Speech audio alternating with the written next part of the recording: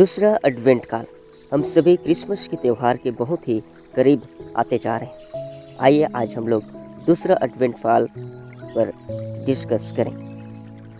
यीशु मसीह का पुनर्आगमन अचानक होगा जब जगत का जीवन शैली पूर्ववत समय ढंग से चलता है। कृषक उपज बढ़ाने की धुन में व्यस्त रहेंगे, व्यवसायी लाभ कमाने के लिए दौड़ धूप करते रहेंगे, वैज्ञानिक अपने नए नए चमत्कारिक खोज और अनुसंधान में आकाश, थल और जल गर्त में गोता लेते छानबीन करते रहेंगे। कुलीन, राइस और उच्च वर्ग के नागरिक मौज मस्ती में रात दिन तल्लीन रहेंगे। राज्य नेता अपने गौरवमयी ताजपोशी के अभिलाषा में सरगर्म रहेंगे। बड़े बड़े और ऊंचे पदाधिकारी, आरक्षी और बिचौलिए अपने अपने हिस्से प्राप्ति के जोड़ तोड़ में लिप्त रहेंगे। गरीब मजदूर अपने मजदूरी के लिए चिल्लाते रहेंगे।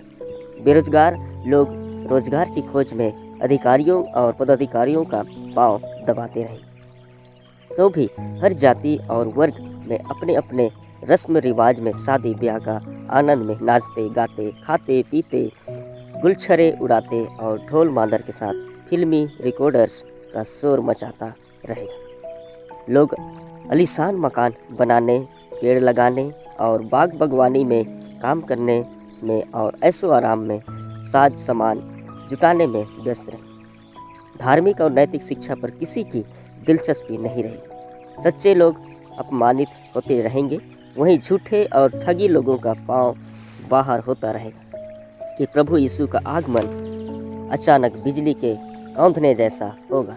वह सबके जीवन का भेद खोल देगा। इसलिए आइए आज हम लोग यीशु का पुनर्आगमन अचानक होगा उसके बारे में सोचें।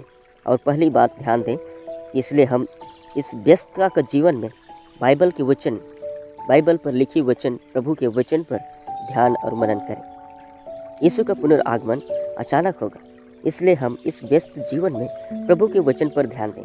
प्रभु का वचन हमें सदा सचेत करता है कि प्रभु हमारे व्यस्त जीवन में हमारे साथ है। हमारे जीवन की व्यस्तता में भी वह अपने दूत या संदेश वाहकों के द्वारा हमें बराबर यह चेतावनी देते हुए बोलता है कि देखो, सुनो, जिसे तुम ढूंढते हो वह अचानक आएगा। इसलिए हम अपने रोज रोज के व्यस्त जीवन में परमेश्वर के वचन को दरकिनार ना करें। प्रभु का वचन हमको हर समय सचेत करता है कि हम उसकी इच्छा के अनुसार काम करें। वचन हमें एक दूसरे के साथ भाईचारे की प्रीति में बढ़ाता है। इससे सब में प्रेम बढ़ता है।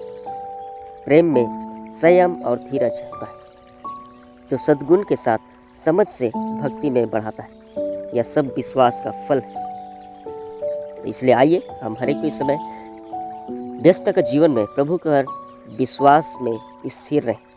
यीशु का पुनर्आगमन अचानक हो, इसलिए हम इस व्यस्त का जीवन में प्रभु के विश्वास में स्थिर रहें। इस व्यस्त जीवन में मसीहों के लिए अनेक ऐसे तत्वाएं हैं जो उन्हें परमेश्वर के विश्वास से भटका दे सकती है। खाना पीना और लोभ लालच में पड़कर मनुष्य ईश्वरीय प्रेम से भटककर धन कमाने की धुन में पड़ जाता है। धन कमाने में छल कपट, अत्याचार, भ्रष्टाचार, झूठ और अनैतिकता का आश्रय लेना पड़ता है। यह सब तो परमेश्वर के विश्वास से मनुष्य को भटका देते हैं। धन की खोज में मनुष्य यहाँ वहाँ भटकता फिरता है। जब मनुष्य परमेश्वर के प्रेम को अपने व्यस्त जीवन में बूझता और समझता है, तब वह परमेश्वर के विश्वास में स्थिर रहता है। इससे वह अपने व्यस्त जीवन में प्रभु यीशु को पहचानने सकता है। इसलिए आइए इस समय हम इस व्यस्तता का जीवन में प्रभु को पहचानें। यीशु का पुनर्आगमन अचानक होगा, इसलिए हम इस व्यस्त का जीवन में प्रभु को पहचानें, क्योंकि प्रभु हमारे रोज रोज के व्यस्त जीवन में हमारे साथ रहता है। वह हमारे जीवन के सभी कामों को हमारा सहायता करता है और अपनी सारी भलाई को हम में प्रकट करता है। वह हमारे लिए अच्छा रोजगार प्रदान करता है, हमें सुस्वस्थ रखकर हमें खुशहाल करता है। उसकी ऐसी दया और प्रेम को हम बचाने, पहचानने और उसकी धन्यवादी हुए। उसके वचन और पवित्र सक्रमेंट में हम भागी हुए।